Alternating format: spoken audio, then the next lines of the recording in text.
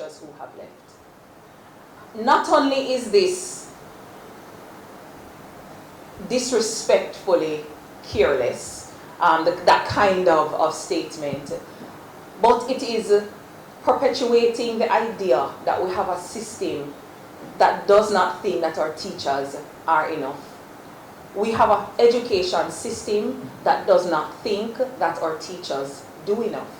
And so when there is a mass exodus of teachers from the country, the response is that we are not alarmed. And so the opposition wants to take the ministry and the minister to task on that one, to push back and respond to say that we are extremely alarmed. We are alarmed because with this great movement or migration of teachers from the country, there's going to be a huge impact on the students and the teaching system here in Jamaica. What is it that happens too? And they would have spoken a little bit about it. What some schools experience is that there is not always a procedure that is followed when teachers are leaving. Some teachers, they are not aware as yet that they're going to leave up until right at the end, almost when school is about to open. So some school administrators are hearing 2 weeks, 1 week before the opening of school. And then they will now have to forge ahead to try to replace those teachers. So please know, Jamaica, that come September morning, there will be a number of classes that are going to be perhaps without teachers, right? A number of, and the subjects that are going to be mostly affected are the math and the technical areas, right? Areas that are fast growing within the global space. And so a few suggestions that we want to put on the table for the government, the current Ministry of Education and Minister of Education, is one, to change the narrative around the leaving of teachers. We can't continue to say that we're not alarmed. You can't continue to say that you're not alarmed. We must be alarmed, and the leaving of teachers has to be treated with great alacrity, with great concern, right? And of course, I feel like there needs to be an apologetic approach, right, to teachers leaving. So what can we put in place to ensure that our teachers not only stay, but they're able to continue to give up their best? Because it is some of our best teachers who are leaving the island. And so right now I sound like a scratch record, you know, like a record that has been played over and over, but you continue to play it because the music and the message is profound and must be heard. And that is, our teachers and the compensation needs to be addressed.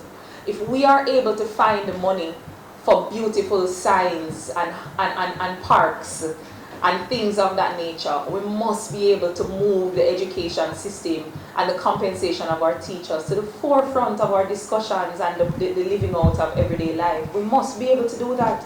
We've been having this conversation for too long, right? As an educator, as a teacher, former teacher, and I continue to call myself an educator in many regards. I remember what I was getting when I just entered the system. Right, and we're not going to talk about that, but I did what I could, and I know a number of teachers are doing what they can. And so the compensation for teachers must be addressed. And if it is that we're not going to be able to expand the salary that they receive at the end of the month, then we have to look at the ways in which the benefits of being a teacher are exponential.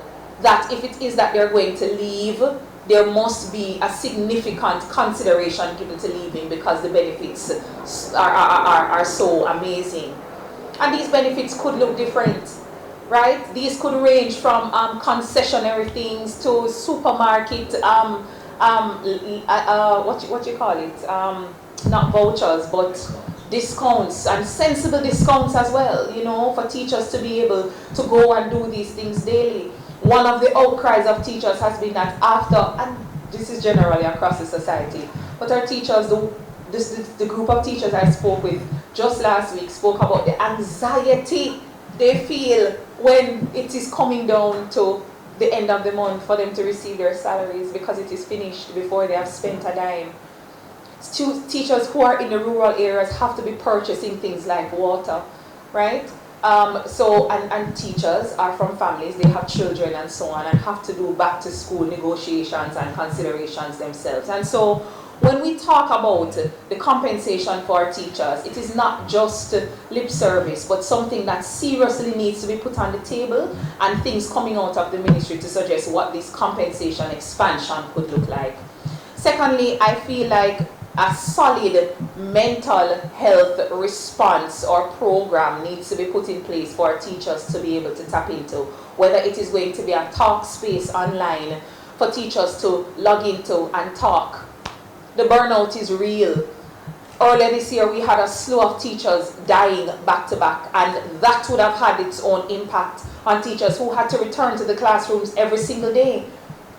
And they would have had to teach and counsel and be there for students as if these things don't affect them emotionally and mentally. I'm not hearing anything coming out of the ministry about what can be done to cushion the blow of burnout that teachers experience from year to year to year. You have to remember that teachers, they're not only going to the classrooms and teach, but they are form teachers, they're administrators in their own right, they're planners, they're supervisors, and then they're not getting time in many instances to curate and have a second stream of income. So we have to do due diligence to them in terms of compensation and in terms of avenues that could be created for them to be able to alleviate some of the stress, the burnout and the issues that they're facing.